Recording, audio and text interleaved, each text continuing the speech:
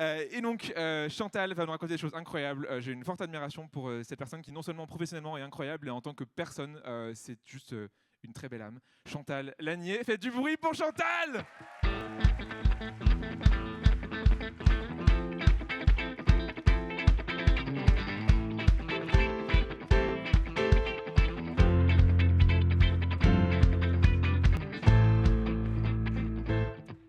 Merci Léo. Merci beaucoup pour cette présentation un peu exagérée, mais c'est pas trop grave.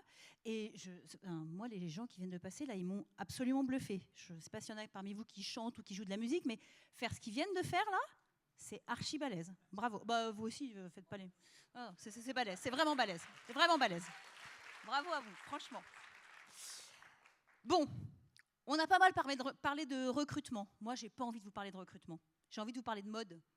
Parce que oui, c'est mon côté peut-être un peu girly, je ne sais pas. En fait, j'ai envie de vous parler d'un truc qui s'appelle le dilemme du sac Chanel. Est-ce que ça vous parle, ça? Le dilemme du sac Chanel, c'est un truc qui a dû vous arriver un jour où la modeuse qui sommeille en vous un jour a dit « Ah, j'ai besoin d'un nouveau sac pour aller bosser, un sac qui soit assez grand pour mettre mon Mac dedans, dans lequel qui pourrait, et en même temps, traîner un peu au fond d'un bar quand je vais boire des coups avec les collègues. Et puis, un peu classe quand même, parce que désolé, moi j'ai connu l'époque où on allait bosser en tailleur, donc il faut quand même que ça soit un peu classe. Alors on a ce brief, on sait ce qu'on veut comme sac, on commence à chercher, on fouille sur Internet, on voit des choses qui arrivent. Et puis soudain, il y a une merveille, la magie d'Internet fonctionne, et il y a une merveille qui vous arrive dessus. Un sac incroyable avec un gros logo Chanel, il vous plaît beaucoup, il est magnifique, il ne fait pas du tout ce que vous aviez prévu, il coûte beaucoup plus cher, mais c'est lui qu'on veut. Ça devient une obsession absolue. Bon, et là, vous vous dites, mais qu'est-ce qu'elle nous raconte là? On est venu faire un tam-tam sur le recrutement, absolument pas de mode. Eh bien si, il y a un lien. Évidemment, il y a un lien entre cette histoire-là et le recrutement. Alors, je vous la fais en mode recrutement. Le lien, il est là. C'est la même histoire que celle du hiring manager qui, à un moment donné, vous décrit un profil. Il vous dit, moi, je cherche un chef de projet qui soit capable de prendre la parole en public, qui maîtrise Excel, qui sache peut-être très bien coordonner des équipes. Ok, je pars, je fais rechercher, je cherche, je source, j'identifie des personnes, c'est top. Et puis le hiring manager, il revient, il dit « Attends, j'ai trouvé Steve, c'est un candidat, il est génial. » Bon, il ne fait pas exactement ce qu'on avait défini, il coûte beaucoup plus cher, mais c'est pas grave, il est génial, c'est lui que je veux. Ça vous parle, ça, cette galère-là? Hein, on l'a tous déjà vécu.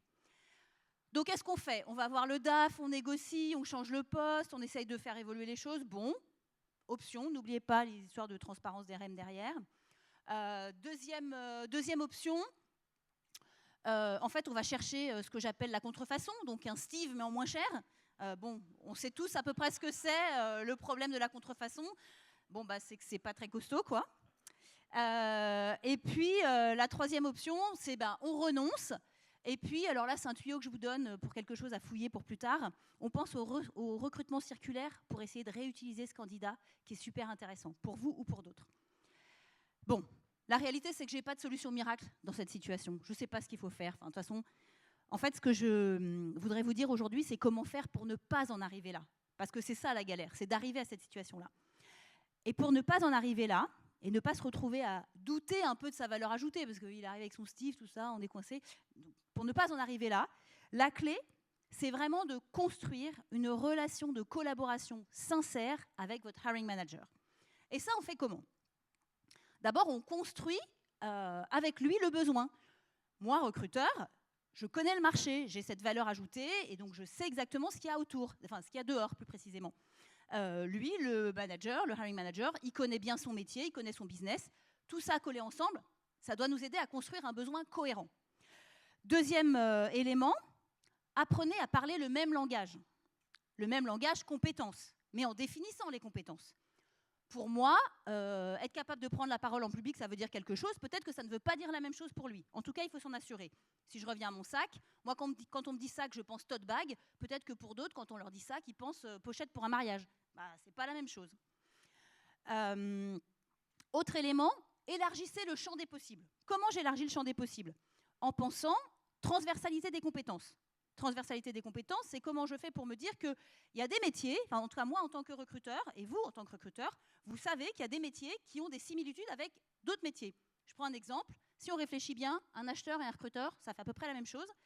Il y a plein de compétences qui sont transférables de l'un à l'autre. Donc ça, c'est votre valeur ajoutée que le hiring manager, lui, n'aura pas. Dernier élément, c'est pas le dernier d'ailleurs, non.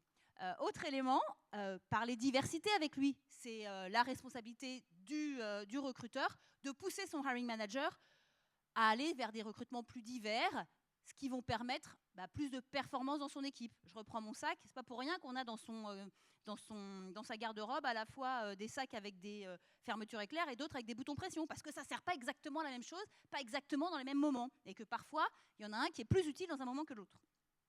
Je vous ai perdu avec mes exemples de sacs ou pas? Ok. Dernière chose, essentielle, formaliser. Formaliser ce que vous vous êtes dit. On se l'écrit, on se le grave dans le marbre. Pourquoi? Parce que d'abord, ça permet d'être sûr qu'on a bien compris la même chose. Et deux, ça va vous donner une ligne de vie à laquelle vous allez pouvoir vous raccrocher jusqu'à la fin et être le point de repère quand on va un peu se perdre. Waouh, il faut que je speed.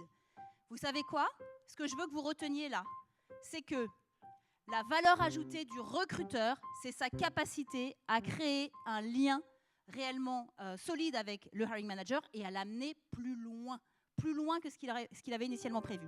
Soyez-en convaincus, challengez les besoins, c'est votre légitimité. Et si vous devez retenir une chose, une obsession, le hiring manager doit créer un lien costaud le recruteur doit créer un lien costaud avec son hiring manager. Merci à vous.